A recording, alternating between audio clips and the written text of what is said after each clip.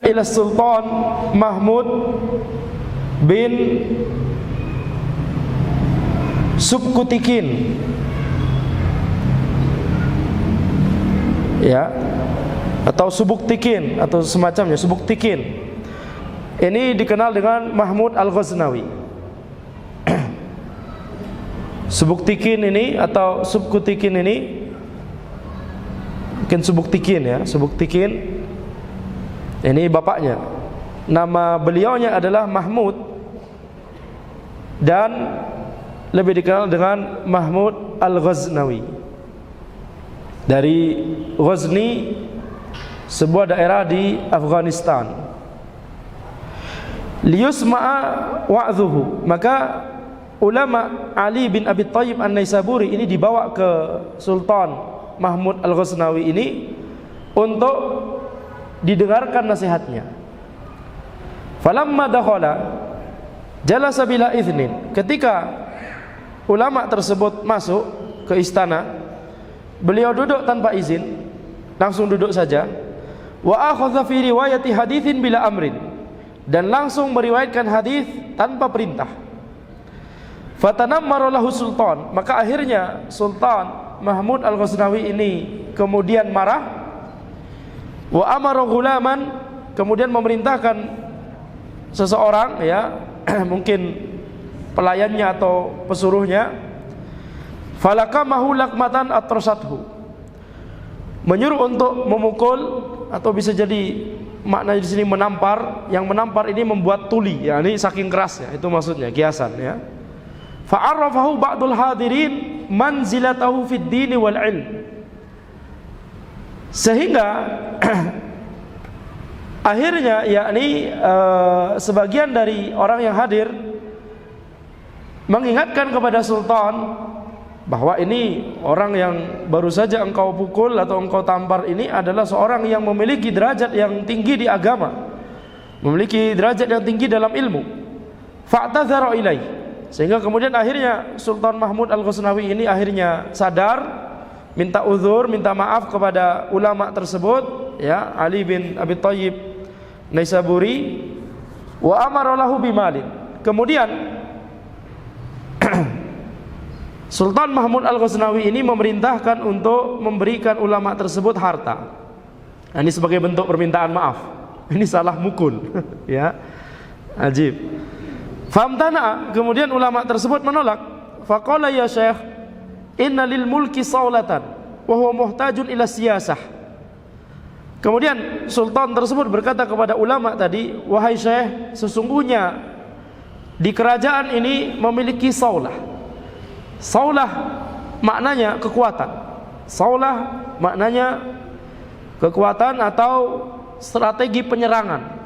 Ya, karena dikenal Sultan Mahmud Al-Ghaznawi ini dikenal dalam sejarah sebagai sultan yang menundukkan India.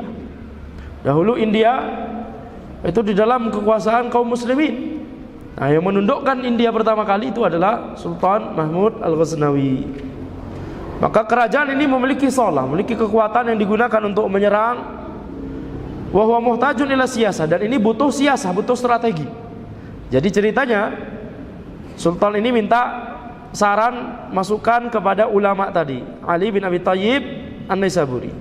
Wa ra'aitu annaka ta'addaital wajib faj'alni fi hillin, dan aku melihat bahwa engkau telah menunaikan kewajibanmu, maka jadikanlah aku dalam kondisi halal, yakni maafkanlah aku.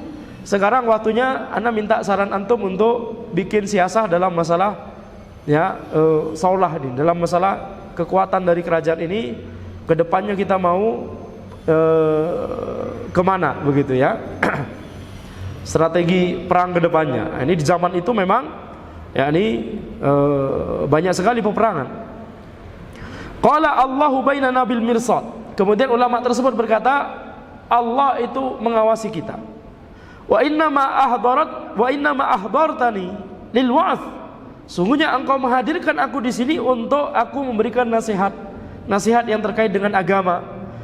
Wa sama'i ahadithi Rasul sallallahu alaihi wasallam, dan untuk memperdengarkan hadis-hadis Rasul sallallahu alaihi wasallam.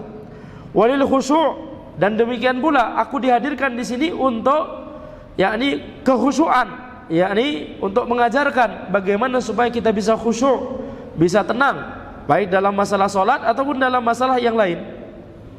La li iqamati qawanini ri'asah, bukan untuk menegakkan undang-undang ya kepemimpinan dan kekuasaan terkait dengan politik negara. Ini bukan tujuan ana dihadirkan di sini. Fakhajilal malik, kemudian Sultan Mahmud tersebut akhirnya malu. Wa'tanaqahu, kemudian memeluk ulama tadi. Zakarahu Yaqut fi tarihil udaba, Yaqut berkata dalam tarikh al-udaba, wa qala tuwfiya fi Syawal sanata 58 wa 400 bi Sanzuar, bahwa beliau, wallahu alam, beliau ini maksudnya mungkin ulama tadi ya, Ali bin Abi Thayyib An-Naisaburi. Beliau berkata, beliau disebutkan bahwa beliau wafat atau meninggal dunia di bulan Syawal pada tahun 458 Hijriah di daerah yang bernama Sanzuar. Nah, kemudian Az-Zahabi rahimahullah yang mengisahkan riwayat ini, beliau berkata, Rutbatu Mahmud rafi'atun fil jihad wa fathil Hind wa asya' malihah. Derajatnya Mahmud, Sultan Mahmud Al-Ghaznawi itu memiliki derajat yang tinggi dalam masalah jihad syar'i ya, dalam masalah menaklukkan India tadi yang tadi kita sebutkan, dan juga dalam masalah-masalah yang itu hal-hal yang terpuji, hal-hal yang positif, asya' malihah. Walahu hannat, akan tapi sultan ini memiliki beberapa aib, beberapa kelemahan. Hadhihi minha, kejadian ini salah satunya, kata Az-Zahabi. Ulama diundang untuk memberikan nasihat, kemudian untuk yakni menyampaikan hadis-hadis Rasul sallallahu alaihi wasallam. Tapi ketika kemudian memberikan nasihat dan menyampaikan hadis Rasul sallallahu alaihi wasallam, kemudian langsung diperintahkan oleh sultan tersebut untuk ditampar atau dipukul. Nah, ini adalah tentunya adalah suatu aib, adalah suatu hal yang lancang kepada seorang ulama. Az-Zahabi berkata, waqad nadima wa'tadzara, dan sultan tersebut menyesal atas perbuatannya itu dan meminta maaf kepada ulama tadi, Al-Imam Ali bin Abi Thayyib Naisaburi. Fa na'udzubillahi min kulli mutakabbirin jabbar, maka kami meminta perlindungan kepada Allah dari setiap orang yang sombong. Wa qad ra'ainal jabbarin al-mutamarridin alladzina amatul jihad, dan kami telah melihat orang-orang yang sombong, orang-orang yang al-mutamarridin, orang-orang yang angkuh dan sombong, tidak mau tunduk kepada syariat Allah, yang mereka malah mematikan jihad, yakni mematikan jihad syar'i. Kalau jihad abal-abal memang harus dimatikan. Ya, di sini jihad syar'i saja dimatikan sama penguasa-penguasa yang sombong itu, kata Az-Zahabi. Wa taqau fil bilad, kemudian berbuat kezaliman di negeri-negeri. Fa hasratan 'alal ibad, sungguh besarnya penyesalan bagi para hamba.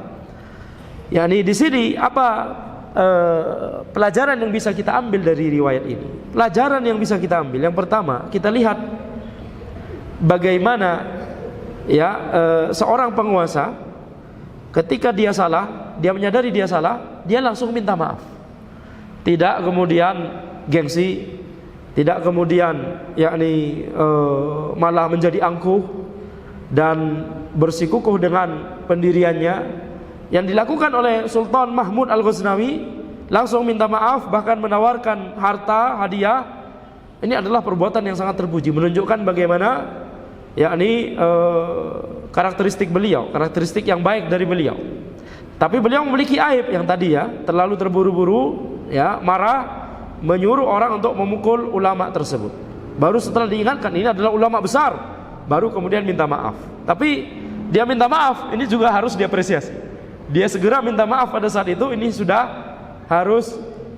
saja sudah harus diapresiasi. Tayyib.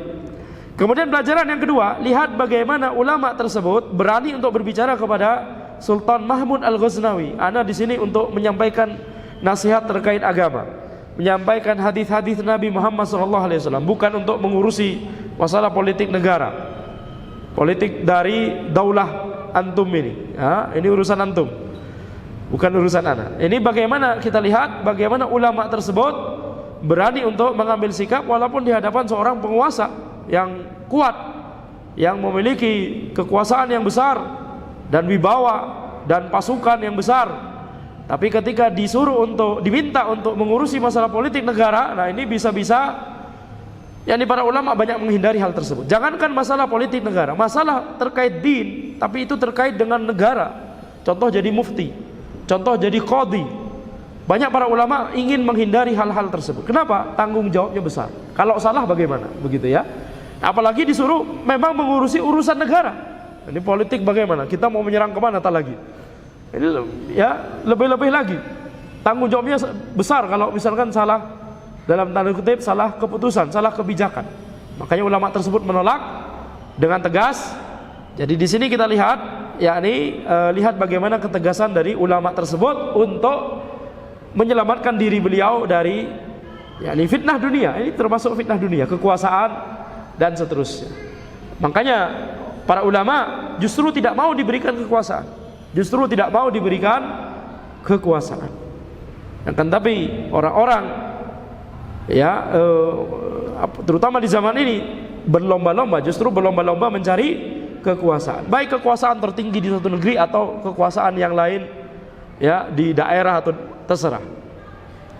Tetapi satu catatan penting ya, tidak boleh kita kemudian memukul rata dalam artian suudzon. Nah, ini berarti semuanya yang mengambil kekuasaan tersebut buruk semua, atau tidak boleh ya, karena bisa jadi ada yang beristihad, ini harus ana yang yakni mengambil kekuasaan ini. Contohnya misalkan Umar bin Abdul Aziz misalkan, gitu ya. Tidak kemudian beliau menyerahkan kekuasaan kepada orang lain kemudian tinggal begitu saja. Nah, ini istihad dari beliau. Ya qadarullah, ana di posisi ini, khalas. Bismillah, tawakal kepada Allah, minta bimbingan kepada para ulama dan seterusnya. Taib. Kemudian riwayat berikutnya, waqala Abdurrahman Rustah. Beliau berkata, sa'altu Ibn Mahdi anir rajul yabni bi ahlihi. Aku bertanya, Abdurrahman Rustah bertanya kepada Abdurrahman bin Mahdi Abdurrahman bin Mahdi rahimahullah, tentang seseorang yang baru melakukan bina dengan istrinya. Di budaya orang Arab ada perbedaan waktu antara akad dengan bina ketika nikah. Akad nikahnya kapan? Binanya kapan? Apa itu bina? Bina itu adalah ketika seseorang suami berkumpul pertama kali bersama istrinya, yakni satu rumah berdua atau satu kamar berdua, begitu ya. Ini namanya bina. Jadi di budaya orang Arab ada perbedaan waktu antara akad dengan bina. Kalau di Indonesia akadnya pagi, binanya malamnya, betul tidak? Nah, itu teranggap tidak ada perbedaan waktu. Tapi kalau di budaya orang Arab bisa baru pekan depannya, baru 2 pekan, baru bulan depan. Masya Allah, gitu ya. Jadi ini namanya bina. Nah, kita lihat ada orang yang bertanya, Abdurrahman Rustah bertanya kepada Abdurrahman bin Mahdi rahimahullah tentang seseorang yang melakukan bina dengan istrinya. Ayat trukul jamaah ayyaman, apakah boleh bagi orang tersebut untuk meninggalkan sholat berjamaah selama beberapa hari karena ingin fokus dengan istrinya? Masya Allah ya, ingin fokus yani. Qala la, kata Abdurrahman bin Mahdi, tidak boleh. Wala salatan wahidah, bahkan satu salat pun tidak boleh. Wallahu alam, ini bisa jadi budaya di zaman itu. Ketika bina baru pertama kali berkumpul dengan istrinya yang baru dinikahinya, itu ada kebiasaan ini, yakni tidak sholat, bahkan tidak ke masjid, bahkan tidak sholat Jumat selama beberapa hari. Diingkari oleh Abdurrahman bin Mahdi, bahkan satu sholat saja tidak boleh. Wa hadartuhu sabihata bunya ala ibnatihi. Kemudian pada suatu hari aku hadir di waktu subuh, di mana malamnya putrinya Abdurrahman bin Mahdi ini baru bina dengan suaminya. Sekarang putrinya Abdurrahman bin Mahdi tadi malam baru bina dengan suaminya. Fa kharaja fa azan. Abdurrahman bin Mahdi rahimahullah, ulama besar. Ya, ulama besar. Kalau tidak salah zaman tabi'in, kalau tidak salah ya, antara tabi'in atau tabi'in. Abdurrahman bin Mahdi, wallahu alam, kita cek nanti. Tapi ini adalah ulama besar, Abdurrahman bin Mahdi rahimahullah. Beliau keluar rumah, kemudian azan di masjid, thumma masya ila babihima. kemudian berjalan menuju rumah dari mempelai tadi, anaknya, putrinya sendiri sama suaminya. Faqala lil jariyah, kemudian berkata kepada budak wanita, quli lahuma, katakanlah kepada mereka berdua, yakhrujani ila shalah, mereka berdua harus keluar untuk salat. Yakni Abdurrahman bin Mahdi ngetok rumah putrinya, bangun antum berdua, bangun, gitu ya, ayo salat. Bahkan tidak cuma suami, tidak cuma menantunya yang disuruh sholat ke masjid, sekalian sama putrinya, udah sholat masjid sekalian. Kalau kalian memang mau pengen berdua, khalas berdua ke masjid bareng, gitu ya. Kira-kira mungkin seperti itu. Fakharajan nisa wal jawari, kemudian keluarlah para perempuan dan para budak. Ini zahirnya ini karena malam bina, bisa jadi baru walimah juga, banyak orang, banyak tamu atau banyak keluarga besar yang nginap di situ. Akhirnya ketika Abdurrahman bin Mahdi ngetok-ngetok, maka akhirnya kemudian pada heboh, ya, pada heboh. Fakulna, subhanallah, ayu syai'in hadza, subhanallah, apa ini? Apa ini kok rame-rame baru subuh? Faqala, la abrahu hatta yakhruja ila shalah. Aku tidak akan beranjak sampai mereka keluar untuk salat. Masyaallah. Ini mertua yang galak tapi wajib seperti ini memang, ya. Jangan kemudian tetap di rumah. Fa kharaja ba'da ma shalla. Akhirnya mereka berdua keluar dari rumah setelah ba'da ma shalla. Shalla di sini wallahu alam mengacu kepada Abdurrahman bin Mahdi. Yani karena qadarullah enggak bisa terus di situ, pada akhirnya akan iqamah, betul tidak? Akhirnya ke masjid salat, setelah salat bisa jadi bahkan Abdurrahman bin Mahdi adalah imamnya. Setelah itu baru mempelai ini baru keluar dari rumah. Fa ba'atha bihima ila masjidin kharijin minad darb. Kemudian akhirnya Abdurrahman bin Mahdi menyuruh keduanya untuk pergi ke masjid di luar dari ad-darb. Ad-darb ini mungkin daerah situ, ya, suruh ke masjid, suatu masjid begitu, ya, untuk sholat di sana. Apa pelajaran yang diambil dari sini? Kita lihat bagaimana seorang ulama, Abdurrahman bin Mahdi rahimahullah, tidak hanya pintar teori, tapi juga mempraktekkan apa yang diucapkan. Beliau berfatwa tidak boleh bagi orang yang baru bina untuk tidak sholat ke masjid, bahkan walaupun itu satu sholat saja, selama tidak ada uzur yang lain. Tentunya selama tidak ada uzur yang lain, ya. Kalau ada uzur yang lain, maka syariat memaafkan. Tapi kalau tidak ada, alasannya cuma karena bina antara suami istri tersebut, maka ini tidak boleh, kata Abdurrahman bin Mahdi.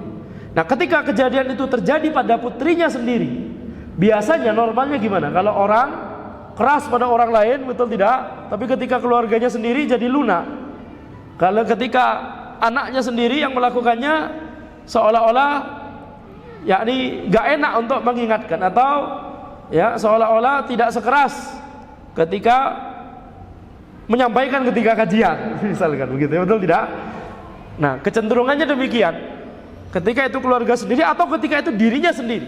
Tapi kita lihat Abdurrahman bin Mahdi kepada putrinya sendiri tetap disiplin, melakukan amar ma'ruf nahi mungkar kepada yakni keluarganya sendiri. Itu adalah teladan yang dicontohkan oleh Abdurrahman bin Mahdi rahimahullah ta'ala. Jadi jangan sampai terbalik. Yang membutuhkan ilmu kita justru utamanya adalah orang-orang terdekat kita terlebih dahulu. Utamanya diri kita terlebih dahulu, baru orang-orang terdekat kita, keluarga kita, teman-teman kita, baru kemudian orang-orang yang lain.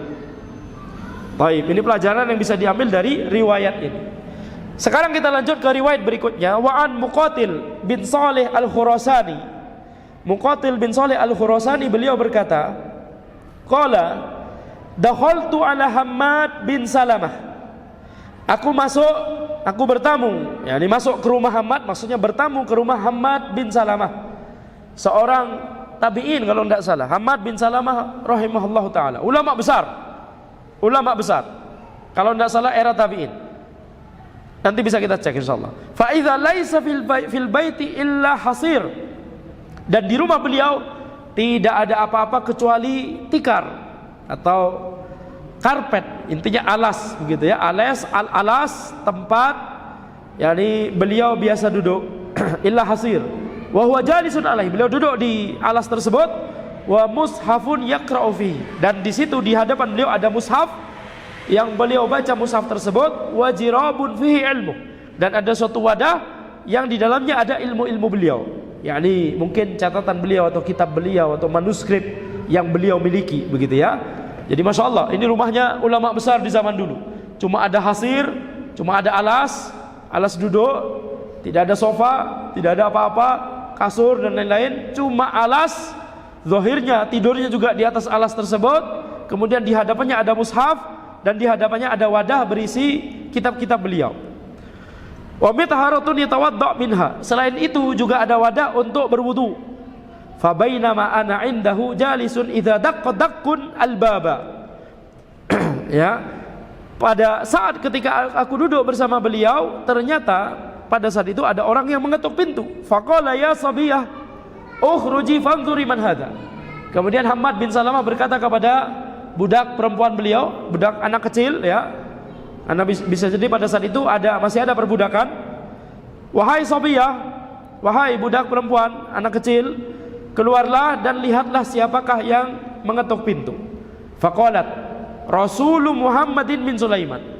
Yang di depan pintu yang mengetuk adalah utusannya Muhammad bin Sulaiman, penguasa di daerah tersebut. Muhammad bin Sulaiman adalah penguasa, umara. Qala quli lahu yadkhulu wahdah. Baik, katakan kepada dia, silakan masuk sendirian. Fadakhala fanawalahu kitaban. Kemudian utusannya Muhammad bin Sulaiman tadi masuk sendirian, kemudian menyampaikan sebuah kitab atau sebuah surat, ya, karena surat juga bisa disebut sebagai kitab. Fa idza fihi, di dalam surat tersebut ada tulisan Bismillahirrahmanirrahim. Ada pesan dari Muhammad bin Sulaiman, penguasa.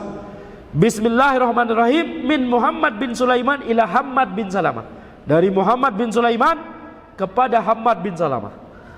Amma ba'du fasabbahakallahu bima sabbaha bihi awliya'ahu wa ahla ta'atihi. Amma ba'du, semoga Allah menjadikanmu memiliki kondisi pada pagi ini sebagaimana Allah menjadikan para walinya dan para orang-orang yang taat kepadanya memiliki kondisi yang sama seperti mereka di pagi ini. Ini adalah doa ujian, semoga Allah sebagaimana Allah memberikan kondisi yang baik, khusyuk, tenang kepada para wali Allah, kepada orang-orang yang taat kepada Allah. Mereka diberikan kondisi yang tenang dan khusyuk pada pagi ini. Nah, demikian pula ana berdoa kepada Allah semoga Allah juga memberimu kondisi yang sama pada pagi ini. Waqa'at mas'alatun fa'tina nas'aluka anha wassalam. Ada suatu masalah yang terjadi, maka datanglah kepadaku, datanglah ke istana sehingga aku bisa bertanya tentang masalah tersebut. Wassalam. Wassalamualaikum. Intinya apa? Surat dari Muhammad bin Sulaiman ini meminta Hammad bin Salamah untuk datang ke istana karena ada kondisi yang kejadian baru terjadi, pengen ditanya fatwanya atau pendapatnya. Maka diundanglah ulama tersebut untuk ke istana. Qala, kemudian Hammad bin Salamah, ulama tersebut berkata, tabi'in tersebut berkata, ya sabiyah halumid dawah, wahai budak anak perempuan, bawakanlah kepadaku tempat tinta untuk menulis. Zaman dulu ya, kita bayangkan belum ada pulpen, tapi pakai tinta begitu, pena yang dicelup ke tinta begitu kemudian dituliskan. Tsumma qala li iklibil kitab. Kemudian Hammad bin Salamah berkata kepada Muqatil bin Saleh Al-Khurasani, balikkan kitab tersebut, yakni surat tersebut. Jadi suratnya dari penguasa, satu halaman, satu sisi dituliskan surat dari penguasa tersebut.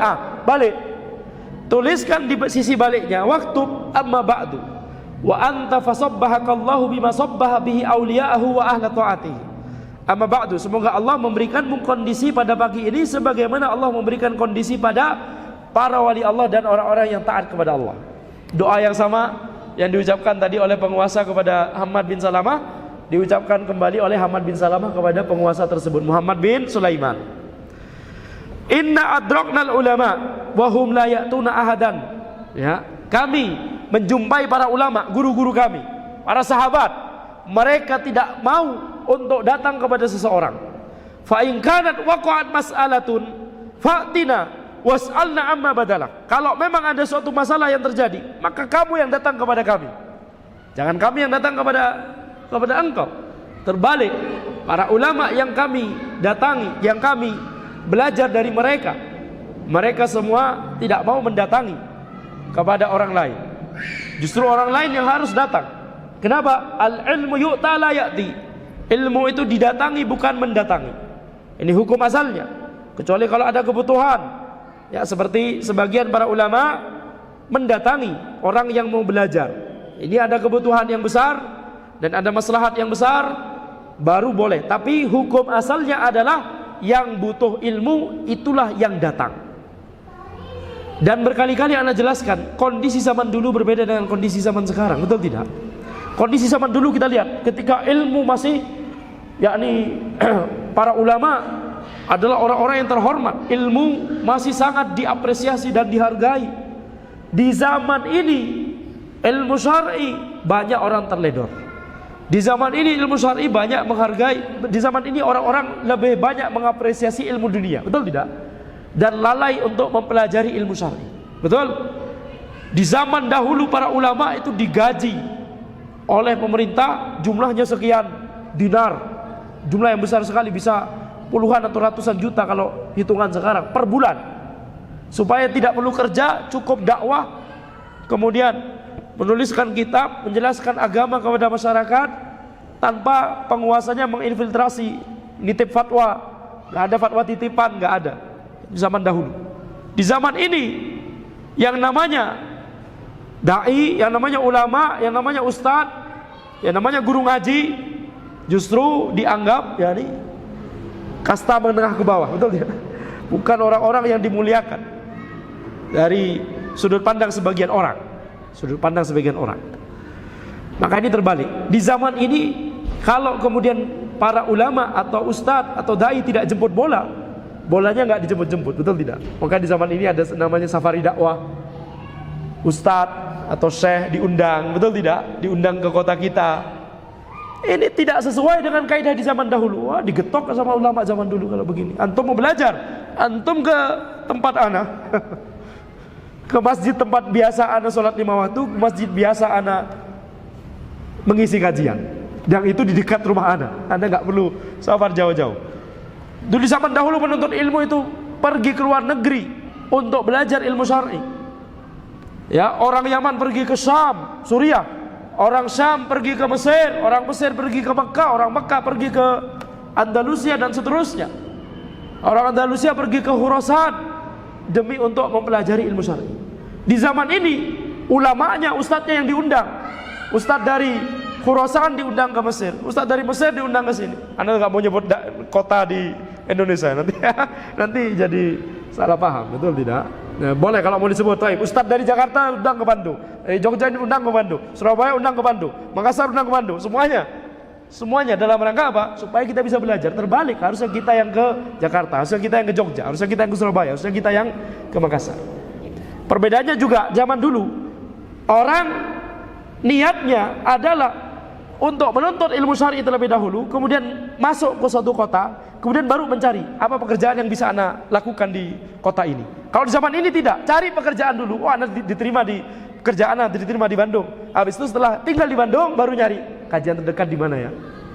Betul tidak? Betul. Kalau di zaman dahulu kita yang berusaha, anak mau belajar kepada syekh ini di mana? Di sana, di Syam. Kita yang safar ke Syam. Setelah nyampe Syam gimana? Yuk kita cari kerjaan nanti di Syam. Khalas, tawakal kepada Allah. Imam Syafi'i ke Yaman buat belajar, untuk belajar ke ulama di sana. Ke Yaman kemudian baru cari pekerjaan. Ke Madinah untuk belajar Imam Malik, baru setelah di Madinah baru cari pekerjaan di Madinah. Kemudian ke Irak untuk belajar kepada Muhammad bin Hasan Syaibani, muridnya Abu Hanifah. Ke Irak dulu, baru kemudian setelah di Irak baru nyari kerjaan. Bukan kemudian yakni anda diterima kerja di Irak, kelas setelah nyampe sana dapat mungkin kontrak dulu, dapat kontrakan, baru kemudian ada Irak mengaji nggak di sini? Coba lihat, follow Irak mengaji, ya jadwal kajian di mana saja. Betul, betul tidak? Anda tidak mau nyebut kota di Indonesia, nanti spesifik sekali, betul tidak? Anda nyebut Irak mengaji, khalas. Baghdad mengaji. Kemudian Kufah bertauhid.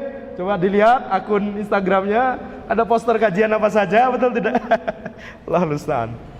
Ini perbedaan antara zaman dahulu dengan zaman ini ya Mas Syekh. Tapi ana mengatakannya bukan berarti ana anti terhadap safari dakwah dan seterusnya. Ana katakan zaman dulu dengan zaman sekarang berbeda. Betul tidak? Kalau para ulama, para syekh, para ustadz, para dai di zaman ini tidak menjemput bola, bolanya nggak dijemput-jemput. Ya, itu sedihnya. Kita hidup di akhir zaman ya Mas Syekh. Sekarang balik lagi. Jadi Hammad bin Salamah memerintahkan, mengatakan kepada Muhammad bin Sulaiman, penguasa tersebut, antum yang datang ke sini untuk bertanya. Wa in ataitani fala ta'tini ila wahdak. Kalau kamu datang kepadaku, datanglah dengan sendirian. Wala ta'tini bi khailika wa rajilika fala ansahuka wala ansahu nafsi wassalam. Jangan datang bersama pasukan-pasukan kudamu. Jangan datang bersama pasukan-pasukan yang jalan kaki. Kalau itu kamu lakukan, nanti aku tidak bisa memberikan nasihat kepadamu dan juga kepadaku, yakni datang sendiri. Nah, ini lihat bagaimana wibawa para ulama di zaman dahulu.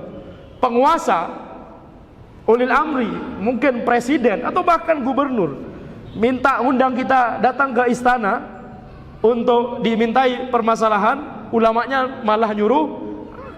Yani nggak cuma nyuruh juga, surat yang sama tinggal dibalik, betul tidak? Ini yang tepat seharusnya ambil kertas yang lain, betul tidak? Ambil kertas yang lain. Ini tidak, kertas yang sama, pesan yang sama, suruh balik, kemudian dituliskan pesannya di situ. Antum kalau mau nanya, antum yang datang ke sini. Fabaina ana indahu dakkun albab. Kemudian ketika aku bersama beliau, Muqatil bersama Hammad bin Salamah, akhirnya ada yang mengetok pintunya 2 kali. Yang mengetok pintu kedua kali. Faqala ya Sabiyyah ukhruji fanturi man hadza. Hammad bin Salamah berkata kepada budak perempuan tadi, keluarlah, lihat siapa yang mengetuk. Sama seperti kejadian pertama. Siapa yang ngetuk ini? Faqalat Muhammad bin Sulaiman. Kemudian budak perempuannya berkata kepada Hammad, Muhammad bin Sulaiman datang beneran, sendirian. Qala quli lahu liyadkhula wahdah. Katakanlah kepada dia, masuklah sendirian.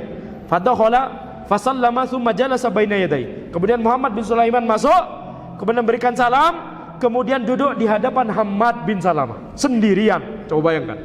Ulil amri, penguasa di situ, datang sendirian ke rumahnya Hammad bin Salamah. Faqala mali idza nazartu ilaika imtala'tu ru'ba. Penguasa tersebut bertanya, Muhammad bin Sulaiman bertanya, wahai Hammad, kenapa kalau aku melihatmu aku jadi takut? Jadi yakni tegang. Malah yang grogi malah penguasa. Yang grogi ketemu ulama Hammad bin Salamah, bukan ulama grogi ketemu penguasa. Faqala Hammad kemudian berkata, sami'tu Tsabitan al-Banani yaqul, aku mendengar Tsabit al-Banani.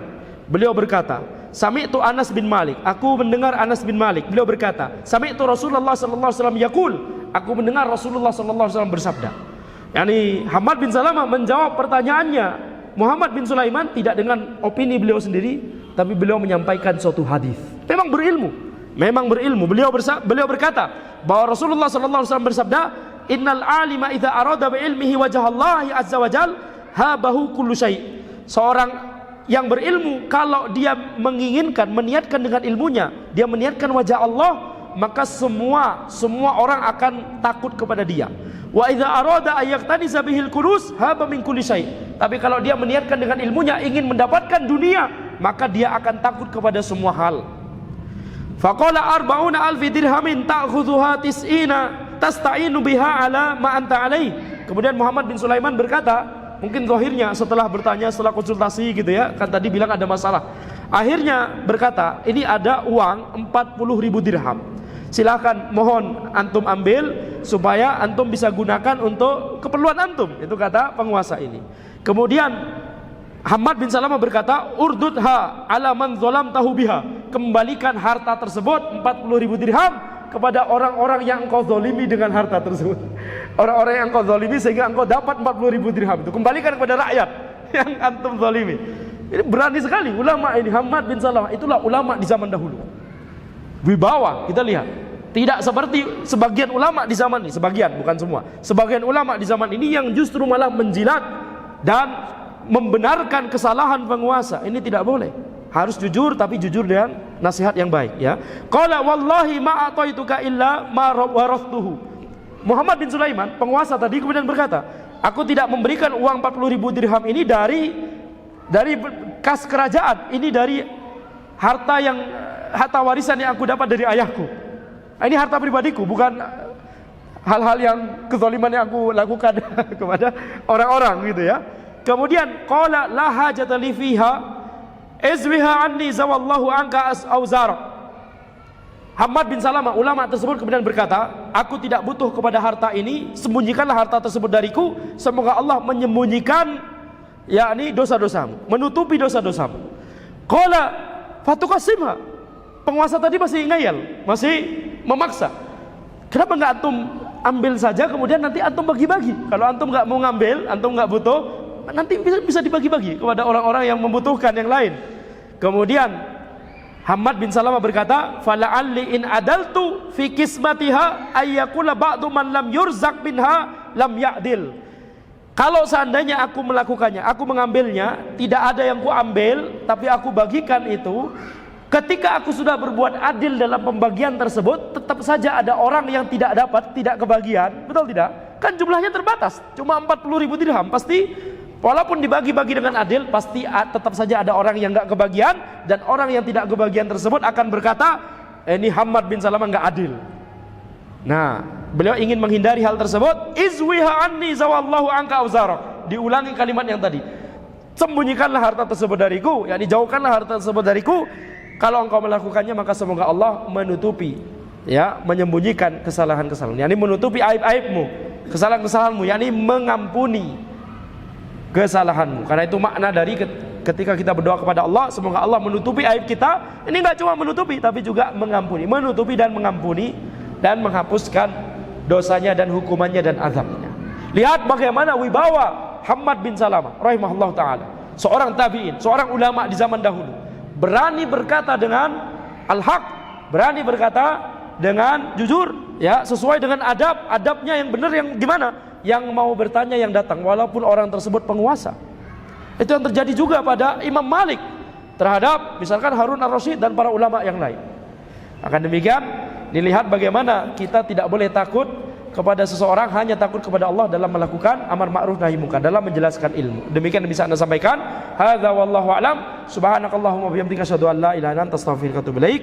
Wassalamualaikum warahmatullahi wabarakatuh.